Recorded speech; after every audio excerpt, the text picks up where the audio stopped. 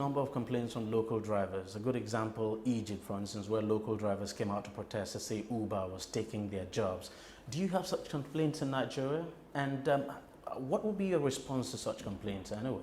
A lot of it stems from sometimes, an understanding of what Uber is. Uber is an open platform. So anybody can join the platform as long as you meet the requirements. And I think that's the fundamental thing that one has to remember. The partners that are on the platform are transport providers like all the other transport providers. They also have a right to earning, they have a right to having a livelihood. So we are doing a lot of work, working with regulators, working with policymakers to drive that sort of understanding of the platform as a sort of a way that you can connect to a rider.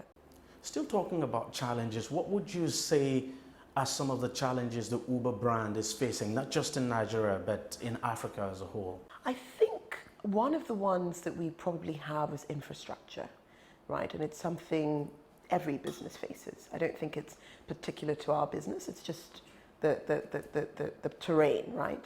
The lack of infrastructure is also, in a lot of segments, is also what is the attraction of Africa, right? So in some countries you go in and really you're complementing or adding on to a very big layer of things that already exist.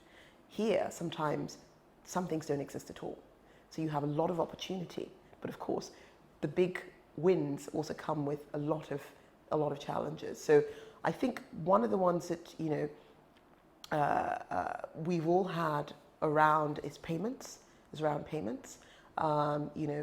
Card penetration, even the sort of comfort of putting your card details on an app to call a car. It's sometimes mind-boggling, but as soon as people take that first ride, it's very sticky and they want to use it again, which goes back to the Uber experience I spoke about.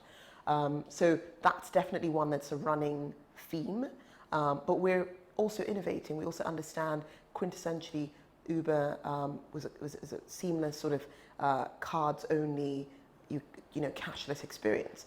But we're very proud to say we've launched an experiment, initially started in Hyderabad and Nairobi, and now it's in Lagos where we're accepting cash. And that's something that, traditionally, you used your card. So now you just need a smartphone. You now no longer have the friction or the barrier of needing a card. So we also understand the market is different, and we're adapting, continually learning and adapting our platform to work in this market. And what is your outlook for Nigeria and the continent? Our outlook is the same everywhere. And it's, a ride is reliable as running water everywhere and for everyone.